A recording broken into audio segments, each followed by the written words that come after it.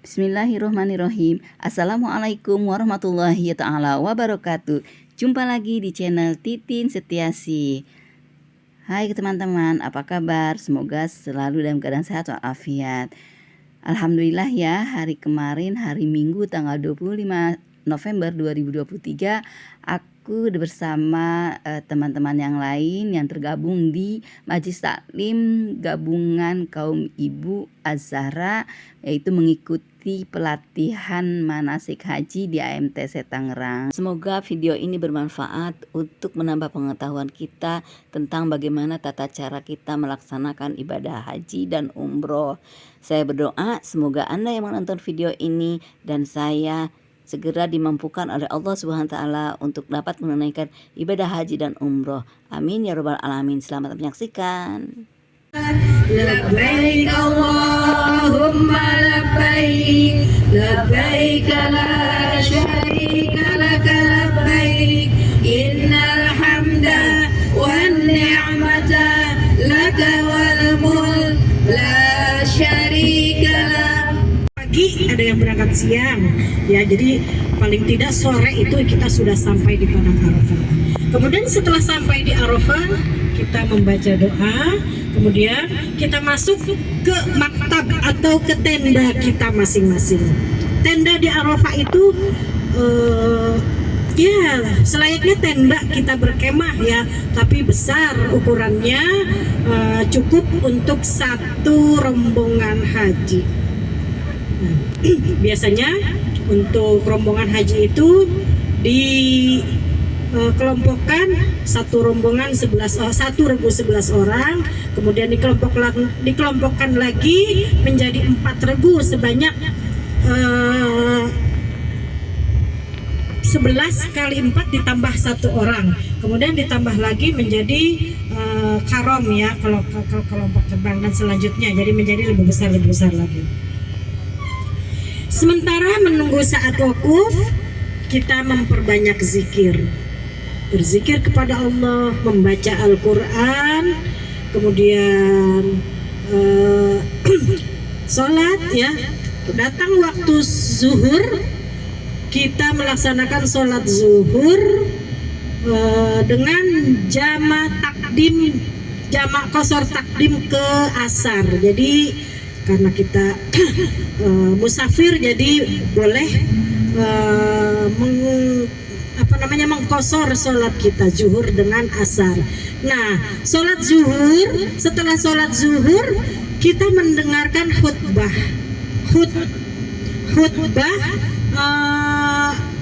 wukuf ya. Ini wajib kita dengarkan. Jadi di mana khutbah wukuf itu kita dengarkan? Di camp kita masing-masing. Jadi nanti setiap camp, setiap kemah, setiap rombongan itu nanti ada yang mengatur ya, ada yang memberikan, ada khatib khutbahnya. Nah, kemudian setelah kita selesai wukuf di Arafah, biasanya setelah maghrib kita diberangkatkan untuk menuju ke Muzdalifah ya. Nah, setelah maghrib sesuai dengan urutannya ke Muzdalifah. Muzdalifah itu sebetulnya tidak terlalu jauh dari Arafah ya, tapi kita perlu menggunakan kendaraan. Di Muzdalifah kita harus bermalam ya.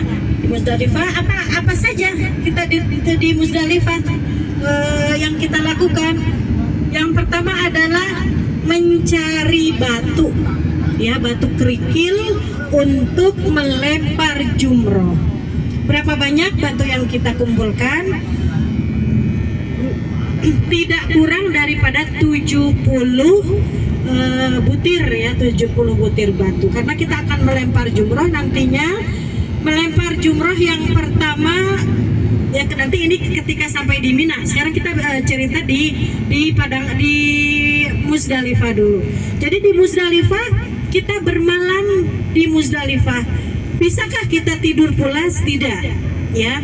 Jadi Muzdalifah itu tidak ada tenda, hanya padang pasir ya, padang pasir, tapi ini malam ya, kita sampai di Muzdalifah ini malam, jadi tidak terlalu terik ya, tidak terasa terik sekali.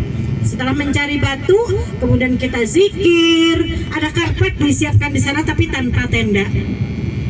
Zikir, sempat baca Quran, yang mau sholat gitu ya.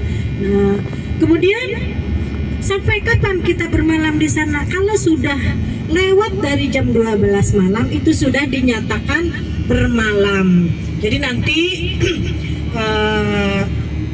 kita berada di Muzdalifah itu sampai lewat tengah malam. Kalau sudah lewat jam 12 malam sudah boleh meninggalkan Muzdalifah menuju Mina. Tapi kita harus antri juga sesuai dengan datangnya bis di rombongan kita. Jadi kita harus antri untuk naik bis. Jangan ada dorong-dorongan, jangan ada kesel-keselan, karena di situ biasanya kita rebutan. Tapi rebutan dalam arti semuanya pasti dapat kendaraan karena memang sudah disiapkan kendaraan kita. Jadi nomor mobil yang kita gunakan dari kita berangkat dari hotel, kemudian sampai ke Arafah, dari Arafah kita berangkat lagi menuju Muzdalifah, dari Muzdalifah kita berangkat lagi dengan kendaraan mobil yang itu aja dengan nomor bis yang sama. Jadi kita harus ingat nomor bis kita berapa ya, nanti akan berhenti di tempat kita menunggu bis di situ. Naik bareng-bareng, kita sudah punya batu, naik bareng-bareng itu bisa jam 2 malam, ada yang jam 3 malam, ada yang sampai subuh. Kalau memang sudah sampai waktu subuh, kita masih berada di Muzdalifah, menunggu bisnya belum datang, kita sholat subuh dulu ya. Kemudian dari Muzdalifah ke Mina, kita menuju ke Mina. Mina itu tidak jauh ya dari jaraknya dari Muzdalifah, tapi tetap harus menggunakan kendaraan. Sampai di Mina biasanya pagi hari ya. Sampai di Mina kita istirahat sebentar, masuk ke tenda, nanti disiapkan makan di sana ya. Setelah sampai di Mina, kita wajib melaksanakan melempar jumroh. Jadi ininya kapan ya, afdolnya kapan? Itu pada saat setelah subuh. Tapi kalau memang kondisinya ada waktu ikhtiar, artinya waktu pilihan, di situ bisa kita laksanakan setelah zuhur. Tapi panasnya luar biasa. Perjalanan antara Mina dari camp kita, dari kemah kita ke Jamarot itu sekitar lebih kurang ada 4 km. Jadi cukup jauh, cukup panjang perjalanan kita dengan jalan kaki. Ya, dengan berjalan kaki, tidak ada kendaraan, semuanya berjalan kaki melewati terowongan-terowongan Mina. Itu jalurnya nanti sudah disiapkan, sudah diatur oleh PPIH ya, oleh setempat, oleh panitia setempat, supaya kita tidak bentrok dengan jamaah-jamaah yang dari negara lain. Setelah menempuh perjalanan 4 km kurang lebihnya ya, terus kita membaca talbiyah sambil berjalan kaki. Nanti ada eskalator jalan ya, buat lumayan supaya nggak terlalu capek. Bagi yang sudah capek bisa ada eskalator jalan, tapi itu tidak seterusnya, jadi sambung menyambung seperti itu. Sampai di Jamarot kita melaksanakan jumrah Aqobah. Jadi untuk hari pertama di tanggal 10 Zulhijjah, itu di hari nahar ya disebutnya, kita melaksanakan melontar jumroh. Jumroh ya apa namanya? Yang kita lontar hanya satu ya, jumroh Aqobah. Sementara ada 3 sumur atau ada 3 lubang yang harus kita lontar, yang harus kita lempar batu. Jumroh ula, jumroh usta, dan jumroh Aqobah. Tapi untuk di tanggal 10 Zulhijjah, di hari pertama kita melontar itu hanya jumroh Aqobah, jumroh yang paling sumur yang paling belakang ya. Jadi ula urutannya usta dan Aqobah. Yang pertama di tanggal 10 kita melewati ula, melewati usta, dan langsung kita menuju jumroh Aqobah. Selesai kita melontar sebanyak 7 kali. Jadi pada saat kita melontar harus mengenai dinding apa ya namanya, dinding sumur itu ya, supaya kalau tidak kena dinding, tidak mentok kepada dinding, kita ulang kembali supaya sebanyak 7 kali itu harus mengenai dinding kita. Makanya kita harus menyiapkan batu itu lebih ya, supaya kalau ada yang tidak mengenai dinding sumur Jamarat, nanti bisa kita melontar jumroh Aqobah, kita pulang kembali apa namanya, tahallul awal ya, memotong rambut minimal 3 helai rambut. Setelah tahallul, kemudian kita kembali lagi ke tenda kita masing-masing ya. Nanti selesai kan lontaran kita di hari pertama di tanggal 10. Kemudian di tanggal 11 keesok kita menginap di tenda, kita baca Quran, zikir seperti biasanya. Keesokan harinya kita melontar lagi. Ini lontaran yang kedua. Biasa kita berjalan menuju ke Jamarat. Nah, untuk lontaran yang kedua harus 3 sumur ya. Harus 3 yang kita lontarkan, yang kita lemparkan batu. Jadi 7 kali di jumroh ula, 7 kali lontaran di jumroh usta, dan 7 kali di jumroh Aqobah. Ya, selesai. Nah, tadi mohon maaf ada yang kelewat. Tadi setelah kita tahallul di tanggal 10 Zulhijjah, ya, setelah kita melontar, setelah tahallul awal, itu sudah boleh buat laki-laki, sudah boleh mengganti pakaian dengan pakaian yang berjahit. Jadi rukun ihram itu sudah berkurang, sudah boleh semuanya. Tapi ada satu yang masih belum boleh, yaitu melakukan hubungan suami istri atau bercumbu, yaitu salah satunya. Jika ada yang melanggar, maka damnya adalah, kalau untuk hubungan suami istri ya, menyembelih 1 ekor unta atau 7 ekor kambing. Tapi kalau untuk seseorang yang melanggar rukun haji ya, ini dikenai denda sebanyak 1 ekor kambing kalau tidak mampu melaksanakan puasa sebanyak 7 hari. 3 hari kita puasa selama di Mekah, dan 7 harinya kita berpuasa secara berturut-turut di tanah air kita. Jadi seperti itu. Makanya pelanggaran ini harus kita singkirkan supaya kita tidak dikenai denda atau tidak dikenai dam. Jadi seperti itu. Ya. Lanjut kita kepada melontar yang kedua. Tadi sudah di tanggal 11 ya. Kita menginap lagi di Mina. Nginap lagi, besok harinya kita melaksanakan pergi lagi ke Jamarat untuk melontar yang ketiga. Ya, sampai di Jamarat di tanggal 12 Zulhijjah, ini sudah di hari tasyrik ya. Hari tasyrik itu tanggal 11, 12, dan 13 Zulhijjah. Seperti biasanya kita melontar ketiga jumroh.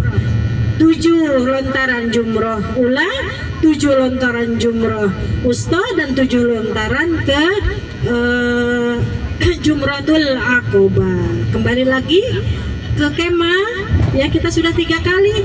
Nah, untuk yang berniat nafar awal, artinya nafar itu rombongan meninggalkan Mina menuju Masjidil Haram untuk melaksanakan tawaf. Wah, cepat sekali kita udah hampir sampai ini ya, untuk melaksanakan tawaf ya. Jadi nafar awal itu di tanggal ketika jamaah haji meninggalkan Mina menuju Mekah untuk melaksanakan tawaf ya, menuju Masjidil Haram melaksanakan tawaf. Itu yang disebutkan nafar awal. Bagaimana untuk yang tidak sempat meninggalkan Mina sebelum waktunya maghrib? Karena meninggalkan Mina itu ada batas waktunya di tanggal 12. Kalau sebelum maghrib kita sudah meninggalkan Mina, itu bisa artinya kita sudah melaksanakan nafar awal. Tapi bagi yang tidak sempat, kita harus menginap lagi 1 malam lagi di Mina untuk melaksanakan jumroh yang keempat, yaitu jumroh ula, wusta, aqobah. Jadi di tanggal 13 untuk yang nafar sani kita melaksanakan jumroh sekali lagi, melempar jumroh sekali lagi di tanggal 13. Ketika tanggal 13 sudah selesai kita melontar, maka bersiap-siap pulang ke tenda, kemudian bersiap-siap untuk meninggalkan Mina menuju Mekah dan melaksanakan tawaf ifadah ya. Tawaf ifadah ini, jadi ceritanya kita meninggalkan Mina ya, meninggalkan Mina dengan bis. Biasanya kita dikasih kesempatan untuk pulang dulu ke hotel, jadi tidak langsung ke Masjidil Haram karena kita bawa barang-barang kita kan ya, baju-baju kita, tas kecil kita simpan di hotel. Kemudian setelah kita istirahat, kita buru-buru menuju ke Mekah, buru-buru menuju ke Masjidil Haram untuk melaksanakan tawaf ifadah. Tawaf ifadah adalah tawaf yang dilaksanakan pada saat kita melaksanakan ibadah haji. Jadi hukum tawaf ifadah adalah wajib hukumnya. Bagi yang tidak melaksanakan tawaf ifadah, maka hajinya ini tidak sah. Jadi seperti itu. Setelah kita tawaf, kemudian 7 kali ya, dimulai dari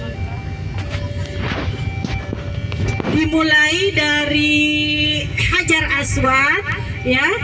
Hajar Aswad, Ka'bah ada di sebelah kiri kita ya. Pada saat kita tawaf, Ka'bah ada di sebelah kiri kita. Start di Hajar Aswad.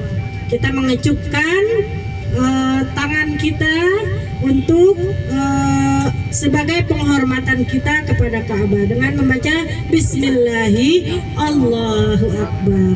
Kita berkeliling mengelilingi Ka'bah sebanyak 7 kali putaran ya, dengan membaca, biasanya dibaca dengan doa sapu jagat yang ininya ya, yang apa namanya, yang singkatnya, Rabbana atina fid dunya hasanah wa fil akhirati hasanah wa qina adzabannar. Doa yang paling Allah sukai ketika kita melaksanakan tawaf. Gampang, subhanallah walhamdulillah wala ilaha illallah wallahu akbar. Subhanallah walhamdulillah wala ilaha illallah wallahu akbar. Subhanallah walhamdulillah wala ilaha illallah wallahu akbar wala haula wala quwwata illa billahil aliyyil azim. Jadi sebenarnya secara tuntunan tidak ada doa khusus yang harus kita baca pada saat kita, artinya bukan tidak ada, tidak diwajibkan gitu ya. Jadi bukan menjadi kewajiban kita doa apanya. Tapi tidak ada salahnya ketika kita sedang tawaf kita baca buku panduan yang ada di doa-doa tersebut yang gini, supaya haji kita ini lebih baik lagi, supaya lebih sempurna lagi. Tapi biasanya buat orang-orang yang tidak hafal atau yang tidak sempat untuk membaca, baca saja seperti itu, ya subhanallah, alhamdulillah, wa la ilaha illallah, wallahu akbar, wa la hawla wa la quwwata illa billahil aliyyil azim. Rabbana atina fid dunya hasanah wa fil akhirati hasanah wa qina adzabannar. Jadi terus kita baca sampai lagi ke Hajar Aswad, berarti sudah terhitung 1 putaran. Oke, kita kecipkan lagi ya ke pandangan kita ke arah Hajar Aswad, dan kita niat tawaf yang kedua. Begitu seterusnya sampai 7 kali putaran. Setelah selesai kita melaksanakan tawaf 7 kali putaran, disunahkan untuk sholat di Maqam Ibrahim, ya. Sholat di Hijr Ismail, tapi kan tidak semuanya bisa melaksanakan sholat ketika itu. Jadi kita mencari tempat yang searah, yang lurus dengan Hijr Ismail itu tersebut, Maqam Ibrahim, ya. Kemudian setelah selesai sholat sunnah, disunahkan untuk sholat sunnah, kita langsung menuju Mas'a. Mas'a itu adalah tempat di mana kita untuk melaksanakan sa'i. Sa'i itu adalah berjalan secara cepat, atau ada yang mengatakan berlari-lari kecil dari Bukit Sofa ke Bukit Marwah sebanyak 7 kali. Jadi dari Bukit Sofa ke Marwah itu dihitung 1 putaran, dari Marwah ke Sofa lagi menjadi 2 putaran, 2 kali. Nah, begitu selanjutnya, begitu seterusnya sampai 7 kali nanti finish di Bukit Marwah. Di situ kita membaca doa sebanyak-banyaknya dengan mengarah muka kita mengarah kepada kiblat. Nah, kemudian ada kisah Nabi Ibrahim alaihissalam. Jadi cikal bakalnya sa'i itu adalah ketika Nabi Ismail kehausan, ya, karena ditinggal oleh ayahnya Nabi Ibrahim dengan perintah Allah meninggalkan istrinya dan anaknya, ya.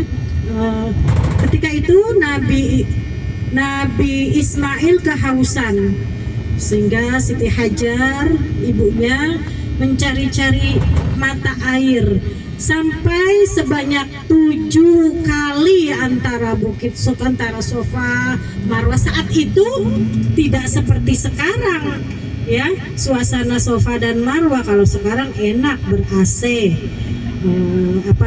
tempatnya dingin, terus pokoknya di dalam gedung gitu, ya.